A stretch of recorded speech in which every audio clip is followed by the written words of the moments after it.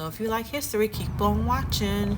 So I went to Edenton, North Carolina, and I went to St. Paul's Episcopal Church. So this churchyard just drew my eye. And it drew my eyes. I was kind of walking through town and admiring some of the historical artifacts or historical art and historical things in the town. And yeah, as you see, it's just like some of the graves are really old here, and it's just like it's marvelous to see. Because like I said, if you love history like me and just love these older things, you would love looking at these gravestones and learning a little bit about this church and then about the graveyard here. So I want to also walk through and give you like a small little different timeline about the church. And I'll do that as we kind of keep exploring these graves and just seeing what they have and what kind of stones they have out here. And then like if you see some of the graves, you really can't see some of the writing on them. But it's just nice to see. Like look at this one right here. It's like you can see some words, but a lot of it is just covered darker. So I don't know if there's something they can clean, and they may be able to clean it. I don't know if the church does it or the family members.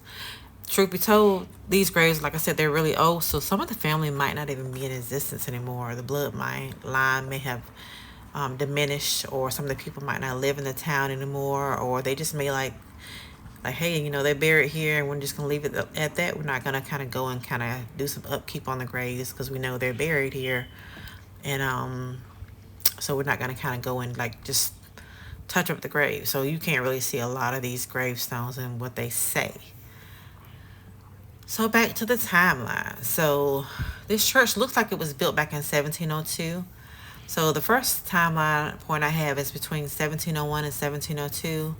So it looks like first vestry meeting establishes future St. Paul's Parish and the first church of the new colony. So it looks like in that timeline, that is when the church was established. So that I said 1702. So thinking they did most of the planning back in 1701, and they actually established the church in 1702. So as you can also see, look at some of the houses too. You can kind of get a small view of the homes in the area as you see me walking through the graveyard. So back to point 2, 1712 to 1722, Crown appoints first governor of the colony. So it looks like a governor was appointed of the colony. So in that particular area that happened. Look at this gravestone right here. So this is when you can barely see the writing on it. Some of the trees are awesome as well. As you walk through the cemetery, you'll see some of the older trees too. And here's some graves as well. You see those? I really couldn't tell the writing on some of those. And you have some of the graves that stand up, and then you have like some that have the body tombs. That's what I call them, the body tombs, because they cover the body part. But they're hard to read as well. So another point in 1722, the town of Edenton was actually established, and it was renamed for Charles Eden, and he's a deceased royal governor. So Edenton derived from Charles Eden. Look at some of those graves right here. That one says McCoy. All right, and here goes some body graves right here. So the next point in our timeline says St. Paul's new building is begun, a grand structure symbolic of the power vested in the colonial capital. So that's another point in timeline. You see some of the graves here as well. Look at the I don't know if you call these ones, the smaller ones, like smaller mausoleums, but I just call like a above grave, kind of smaller crypts, because it looks like it only holds the casket maybe. So we have a lot of those. And look at that bench right there. Let's see. So the next point of our timeline is in 1760. Looks like it says in 1760. New church holds vestry meeting and opens for services but it's far from finished.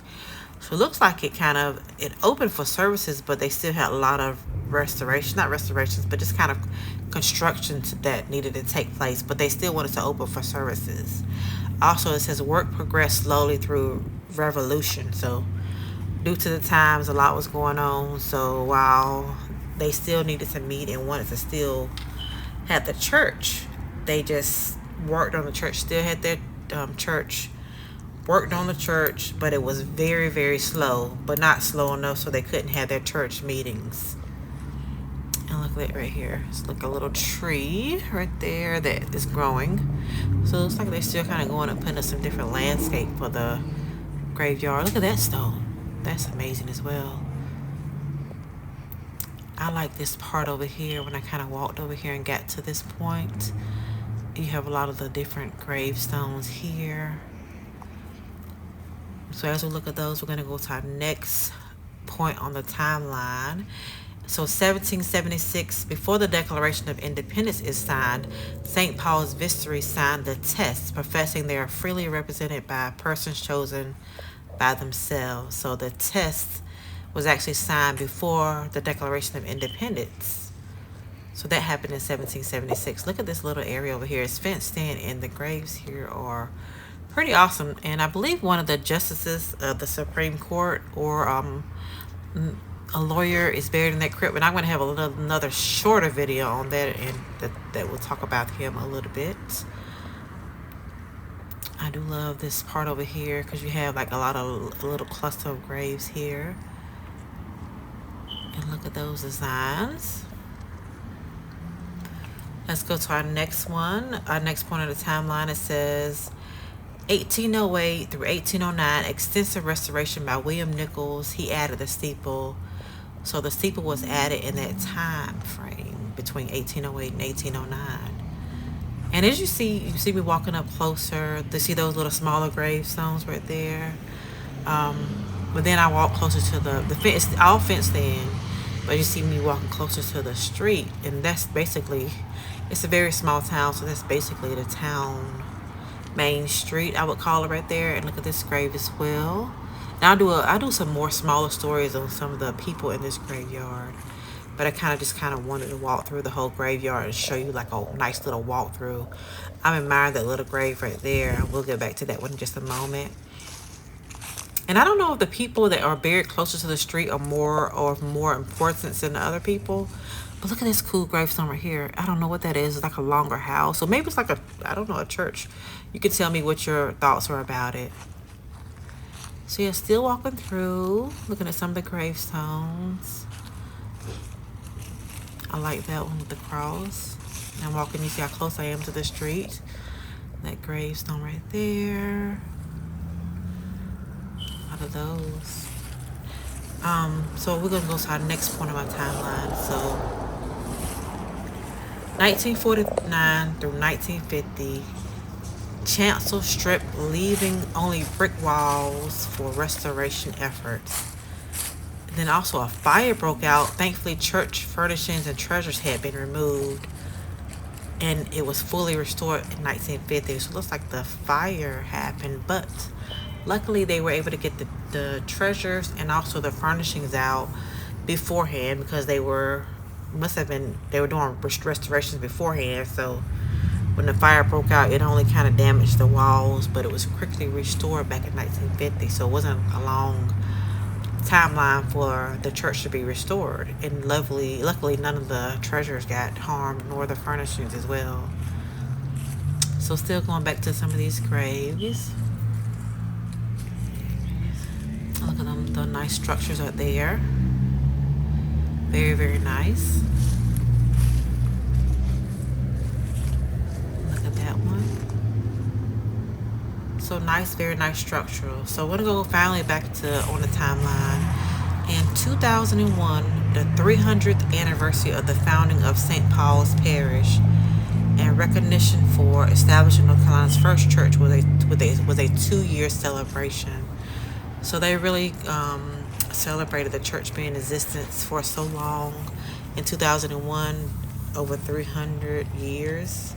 And they state that this is the first church established in North Carolina. So that's awesome. And they celebrated a whole 2 years. So that's actually the last point on our timeline. But I'm going to keep walking through the graveyard to see some of the points here.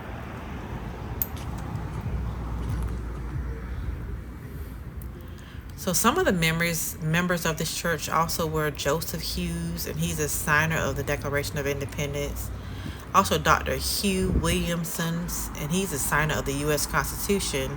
And then James Iredell, Washington's youngest Supreme Court justice. And they were all members of the St. Paul's congregation. Look at this little fencing area too with these graves. So I could barely tell who they were. But I'm going to do some deeper research and bring you another video. Maybe, I don't know if the video will be a short video or a longer video. I'm trying to look and see who else is buried in this graveyard. But you just can't help but admire the graves here. It's just something awesome to look at.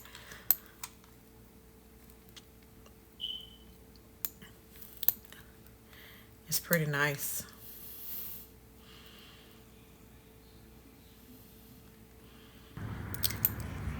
And here's another point here. It says on November 22nd, 2015, the Reverend J. Malone Gilliam is instituted as rector of St. Paul's Church, the second oldest church built in North Carolina, and the church holds the oldest state charter.